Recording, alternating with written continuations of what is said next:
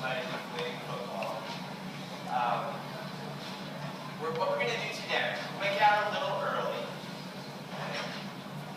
Study time. We're going to finish up our discussion of correctional theories and correctional philosophies. Cool. With incapacitation theory, which is pretty straightforward. And then we're going to review for the exam. Alright, and since the first exam is going to get acclimated, how the exam will go, I'll give you some details about it. I'll hit big picture themes, and then I'll try to provide some examples and questions we'll see to help guide your study. Okay, so thus far we've covered a range of theories, philosophy. These are all ideas on which we might base a punishment system, right? So you could base your entire punishment system on retribution. Well, anytime someone commits a crime, they're found guilty of it, the punishment determined for that person is whatever feels like achieves justice. You could have your whole system based on deterrence. We don't care that much about the feeling, this kind of squishy feeling of justice. We care more about making sure that that person, if it's specific deterrence, right? You gotta know the difference, specific versus general. If it's specific deterrence, then we care more about making sure that person never commits crime again by deterring. What's the other theory that asks for the same focus? Trying to reduce criminal offending of an individual who commits crime? Rehabilitation. Rehabilitation. Remember, rehabilitation is focused, so deterrence, specific deterrence is focused on the individual. Rehabilitation is very similarly focused on the individual, but it uses a different mechanism of rehabilitation instead of deterrence. So you guys had a quiz question on Tuesday where you're supposed to pick a theory that was most compelling. The bulk of you had trouble picking one, right? Very few of you said retribution. I don't care about anything else. I just want justice. Some of you said retribution and rehabilitation in some instances for some certain kinds of offenders, right? Young ones who commit nonviolent offenses, drug crime, property crimes. Some of you were like super general deterrence is where it's at, or labeling theory or whatever. You guys are very much like the rest of society. So before I came in, I made sure the statistic was up to date. This is one statistic I want you to know out of your Cullen reading. It's about polling data. And so people do this all the time. Researchers do this all the time. They're polling individuals, asking them how they feel about punishment, how they feel about rehabilitation, if they feel like getting tough sentencing is good, makes them feel good about the correction system. So recent polling suggests that 3/4, 75% of Americans, when polled, believe that justice as well as rehabilitation should guide the punishment system. So anytime you see somebody saying that Americans are rehabilitative in nature, they want to rehabilitate offenders primarily, they're wrong based on reason. Or if someone says the opposite, Americans just want tough punishment. They want punishment to be ratcheted up. We want to lock them up, throw them in heat. That's what Americans want. That's also wrong. It turns out that based on polling data, based on your Cullen readings, which is still pretty up to date, what Americans typically want is something more nuanced. That's, we want justice, and we want rehabilitation. In some instances, we want to help individuals, try to help them turn their lives around. Other times, we just want to hit them hard. Like if I had my kid who got kicked by another kid on the playground. Like in prison, another kid. Talk about those things last time. Okay, so about 75% of people support both. The other 25% are somewhere else. Somewhere else out there, all retribution. Okay, so incapacitation. We don't really need to report anymore. What's incapacitation theory? It's really simple. Yeah. If they're locked up, they can't commit crime. If criminals are locked up, they can't commit crime. It's just logical. And of course it makes sense. We can break down for those of you interested in the prison system. You're reading New Jack by Ted Conover. There's crime in prison, right? That starts to make it complicated.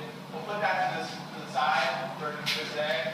Incapacitation is the idea to lock someone up, they cannot commit crime. They're incapacitated. So let's cover a couple of the complicated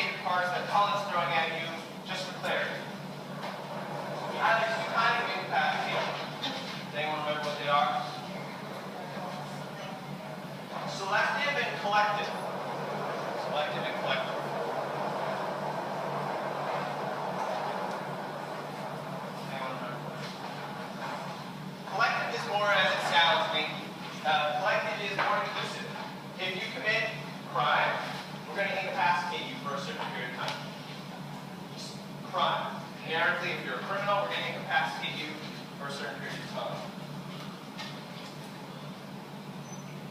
Selective is more, we're going to focus specifically on the really bad ones.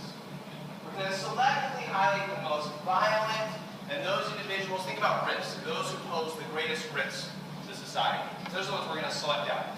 So, why is it important to think through this for a couple of reasons. One is, no one in here, I don't think, believes that any crime you commit, we should imprison you for. Right? Your speeding tickets, when you don't let the pedestrians walk across those annoying bridges, like the walkways, speed bumps, you go to prison for a couple weeks, man, I'm sorry. That would be a very difficult system to sustain morally, ethically, and at cost, probably. Maybe more importantly, it would be very expensive. So we actually, we're probably using a selective incapacitation system, right? We selectively choose people who we want to go to prison and thus be incapacitated if this is the situation. So one criticism Cohen's talking about is people believe, other countries and experts in the U.S. believe the U.S. has become too collective.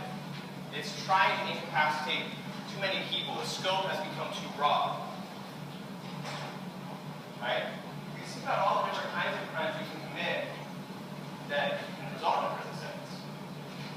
Violent ones, non-violent ones, drug, three strikes laws, and they expand the realm of incapacitation. In states, you guys know three strikes laws? In states where you commit your third drug felony, you go to prison for life. That's incapacitation, that's not specific deterrence. Life. People criticize it for becoming too collective, they want to keep it selective. Second point that's an important part of the discussion is what we know about prison. And so incapacitation is really focused on prison, right? You get that probation is not incapacitating people that easily. So it's really a theory about the use of prison. And what from your Cullen readings do you gather about how much we know about prison's effects on incapacitation? Prison's effects on crime? Yeah. If there's too many people incapacitated, where people know if it's really stopping crime. Yeah, so that's a different point, and you're raising a good point. That's a trickier one, and I'll get to it.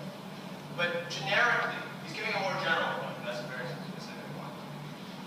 What is Cullen telling you? He's saying, so one of the big picture points, we don't know. There aren't that many studies of prison's effects on crime. So how would you know if prison's working to incapacitate people? Well, you want some assessments of places where more people are incarcerated, crime rates go down. So if a lot of people from your community are now incapacitated, hence crime reduced in that community. We don't have a lot of good studies that can shed light on that for us. That's Cullen's big criticism. That's what you want to know. Apart from that, it gives you some estimates. So here's another specific data point that I want you guys to be familiar with. I'll write it over here. So here's, on the left column, we have the prison population. And on the right column, we'll have crime reduction.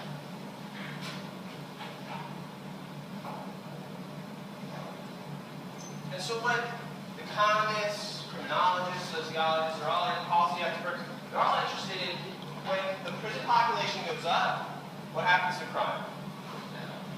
It should go down, in theory. In the last part, theory suggests it should go down. And so best estimates suggest it does go down. So if you have, here's what we know. If you have a 1% increase in the size of your prison population,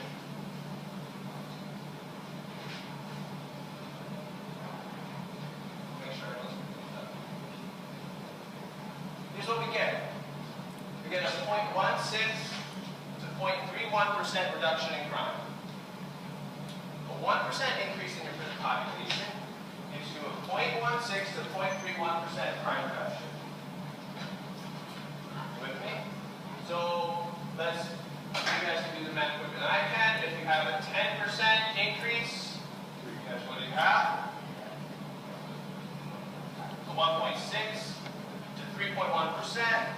We can do this all day. If you double the size of your prison population, you get 16 to 31%.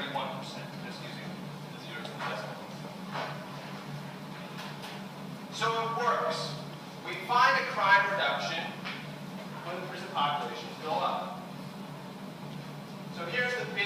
question, when you're thinking about incapacitation,